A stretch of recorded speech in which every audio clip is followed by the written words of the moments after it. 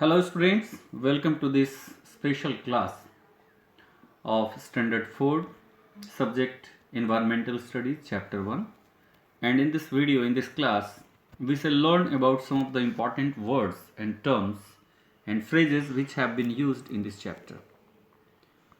बच्चों इस chapter 1 our family EVS का पहला चैप्टर है स्टैंडर्ड 4 का आवर फैमिली, और इस चैप्टर के कुछ प्रमुख शब्द, कुछ प्रमुख फ्रेजेस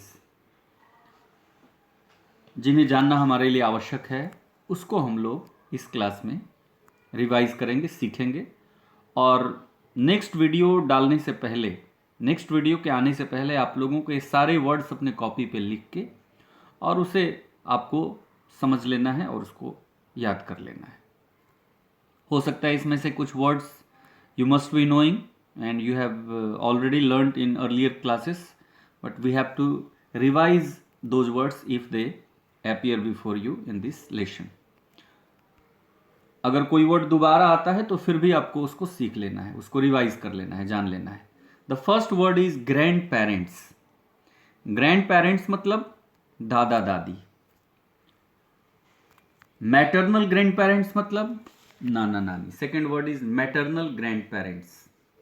पैटर्नल ग्रैंड पेरेंट्स को सिर्फ ग्रैंड पेरेंट्स भी हम कह सकते हैं, जिसका मतलब होता है दादा दादी, और मैटरनल ग्रैंड पेरेंट्स का मतलब होता है नाना नानी। Third word is interesting.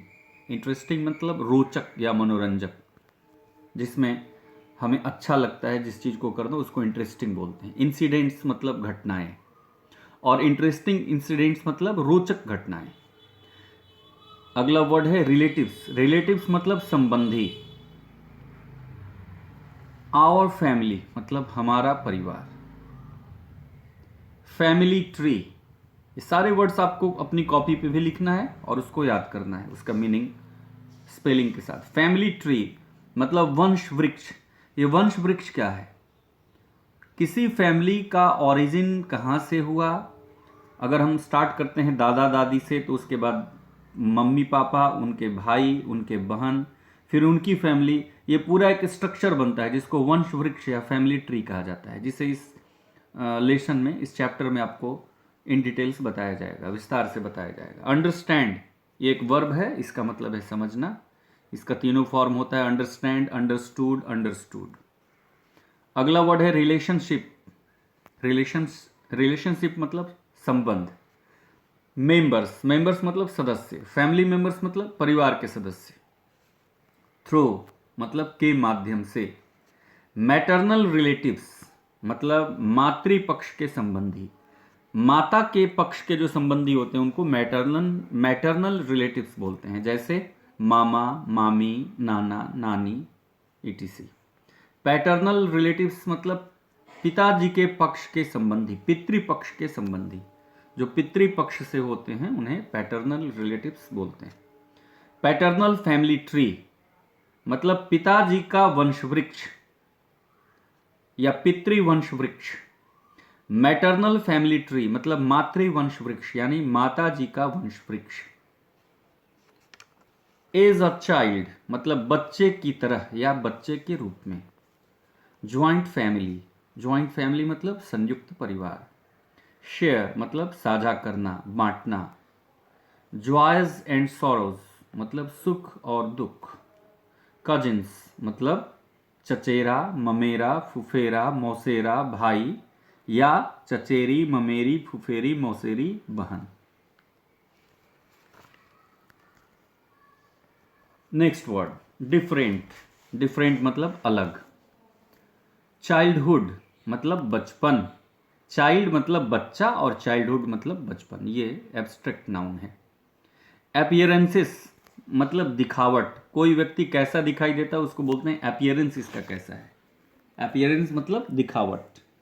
Next word is believe. Believe मतलब विश्वास करना। विद एज एंड टाइम मतलब उम्र और समय के साथ। ये एक फ्रेज है, इसका यूज हमें करना चाहिए। मैरिज, मैरी मतलब विवाह करना और मैरिज मतलब विवाह या शादी।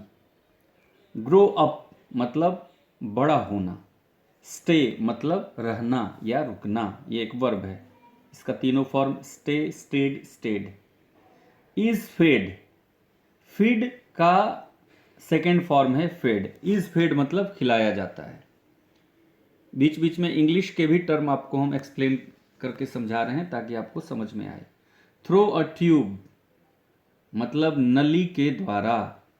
मूवमेंट मतलब गति। ग्रोथ मीन्स वृद्धि। टेक बर्थ मीन्स जन्म लेना। इटसेल्फ मतलब स्वयं।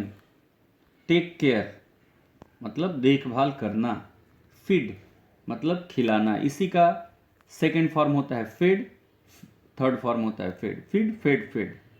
प्रोटेक्ट मतलब रक्षा करना।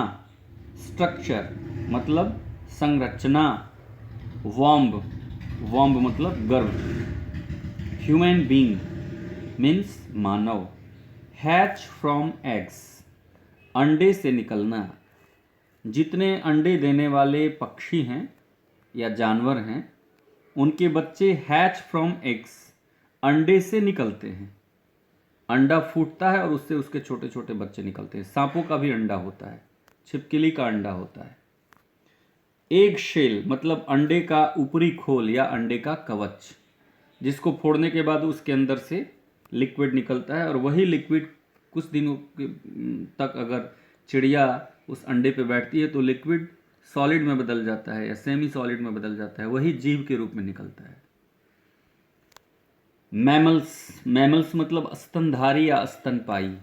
ऐसा एनिमल जो बच्चे को जन्म दे और बच्चे को दूध पिलाए उसको मैमल्स बोलते हैं, जैसे human being, cow, dog, etc. Adoption, adoption का मतलब होता है गोद लेना।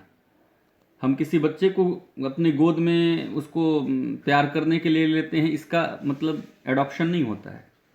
अगर कोई माता पिता जिनको संतान नहीं हो, वो किसी ऐसे बच्चे को जिसके माता पिता नहीं हो उसको ले लेते हैं, उसको स्वीकार कर लेते हैं, उसका लालन पालन करते हैं, उसको बड़ा करते हैं, उसको गोद लेना कहते हैं। और उसके लिए इंग्लिश का वर्ड है एडॉप्शन। इसका हिंदी में एक और अर्थ है दत्तक के रूप में लेना।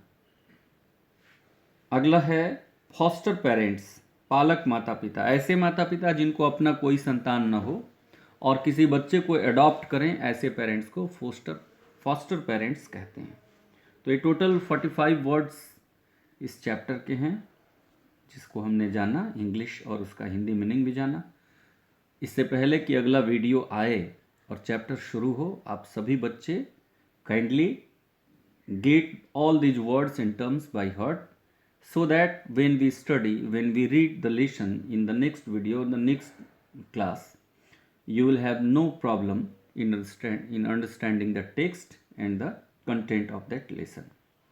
Keep revising and keep memorizing it. Thank you very much.